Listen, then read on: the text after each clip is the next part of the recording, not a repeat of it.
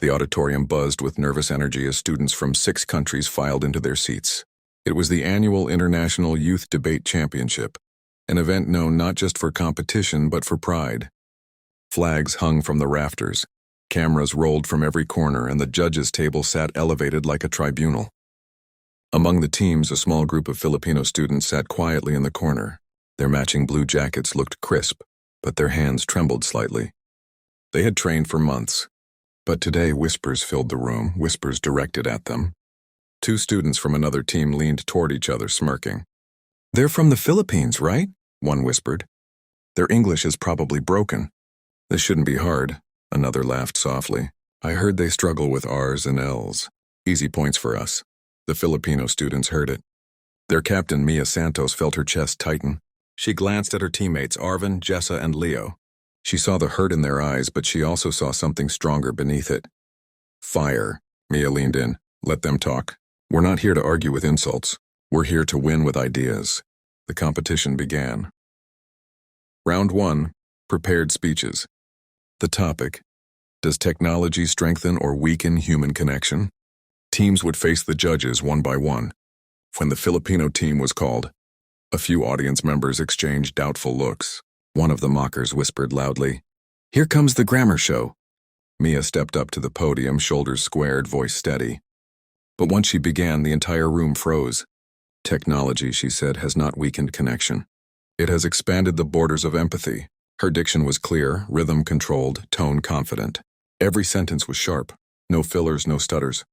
Judges leaned in, spectators put down their phones. She continued. "A message sent from Manila can comfort a friend in Paris in seconds. A video call can unite families separated by oceans. Technology does not diminish connection, it multiplies it."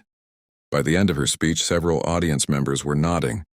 Even the students who mocked her earlier exchanged uneasy glances. When she stepped down, the applause was louder than anyone expected.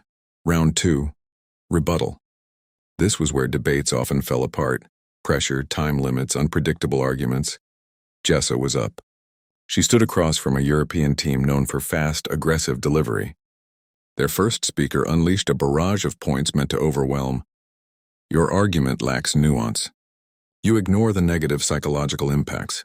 You overestimate the role of virtual empathy." The crowd murmured approvingly. They were good. Very good. Jessa inhaled slowly, fingers gripping her note cards. When the moderator signaled her turn, she stepped forward. Her voice sliced through the noise, calm, logical, beautifully structured.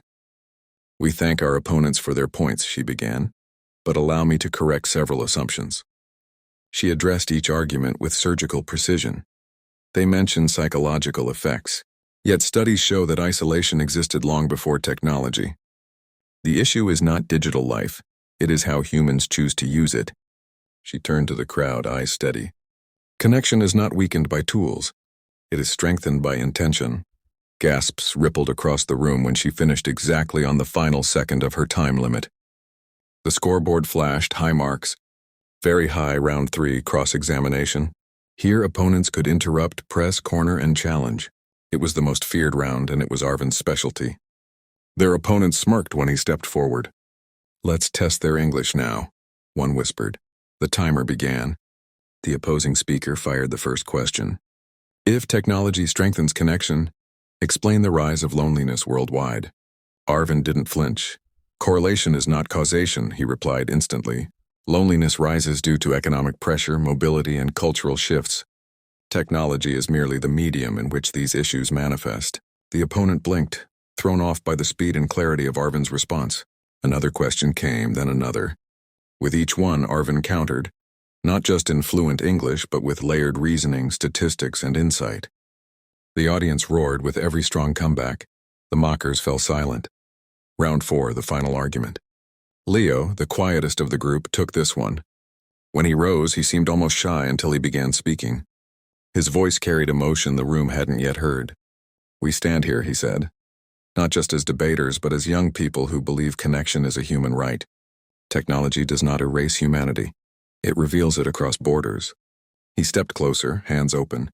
"But this debate has shown us something more. That sometimes people mistake accents for weakness. They confuse fluency with intelligence. They assume ability is limited by geography. His eyes swept across the audience. Even the students who mocked them earlier lowered their gaze. Leo continued, voice swelling. But today we showed that ideas matter more than accents. Courage matters more than expectations. And connection, true connection, begins when we stop underestimating each other. The room erupted in applause. Judges exchanged looks, impressed, moved. The final scores were tallied. Silence fell. Cameras turned toward the stage. The head judge stood. This year's International Youth Debate Champion, a long pause, goes to the Philippines. The Filipino team froze, then burst into emotion. Mia covered her mouth. Arvin dropped his pen. Jessa teared up instantly. The audience rose in a standing ovation. Even the teams who mocked them earlier approached to shake their hands. One of them said awkwardly, "We, misjudged you. Your English is incredible." Mia smiled politely. "Our English doesn't make us great debaters, our ideas do."